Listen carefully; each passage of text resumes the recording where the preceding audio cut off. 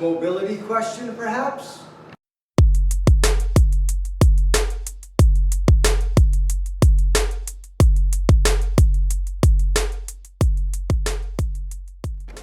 Coach Massi here, CEO of M2 Speed, Strength, and Performance, with another episode of Move Your Feet.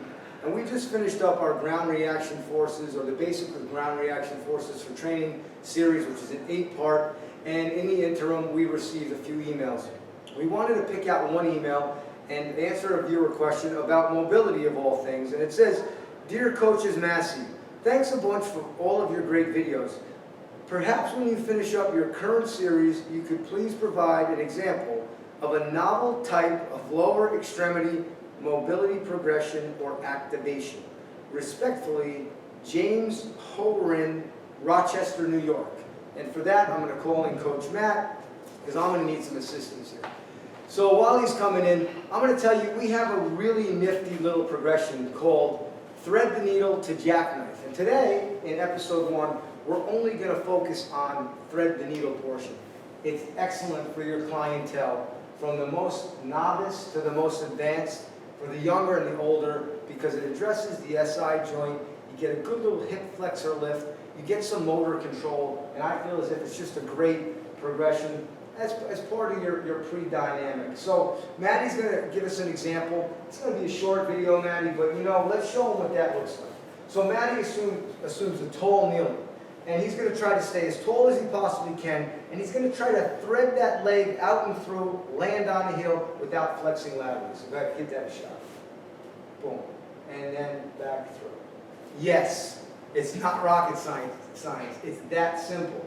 But you have your client perform a number of repetitions left and right, and you look for any asymmetries, and you'd be surprised, because Matt, like a lot of the older population have a real difficult time, right, performing that movement. So the way to progress that would be, obviously, you would add some height. So we're going to bring in a box, and really, if somebody has a problem, turn it laterally.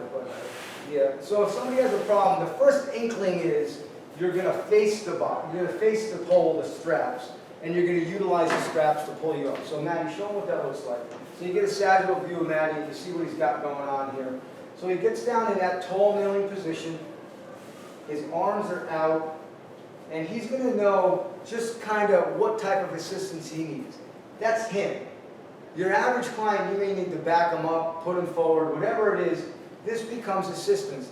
First initial inkling, this probably is the best way to go. I don't know, let's see. Maddie perform it. He tries not to flex laterally, comes up, tries to have that leg go pin straight. Don't let him rotate left or right, so go pin straight, Maddie. And perfect, and then back through.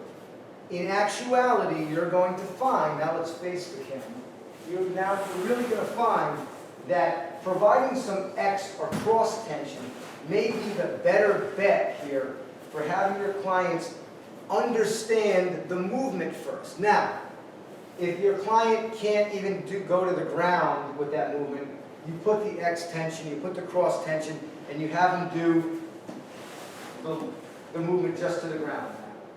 Boom, and back. Perfect. This is the movement itself. Let go of these. Do the movement itself. If they can't do that, here's the regression. Good. Here's the progression without this bend. Here's the regression to that progression. And this is really cool because he can really control the amount of cross tension he has. And what's nice about that is the tension winds up being through his trunk torso, but on the back side more so, right? So they can feel the freeness of that hip flowing, freeness of the hip flowing. And that's all we're trying to get them to understand is that free-flowing hip that will lead them to the eventual progression of this, which is called the jackknife. So Maddie can go run off camera right now.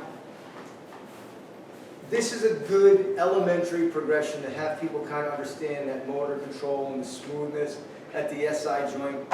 Have them poking through, watch that rotation, get them understanding linear first. As we'll talk about in our next episode, we do the progression, which is the jackknife, the thread or thread the needle to the jackknife as part of our speed protocol pre-dynamic warm-up.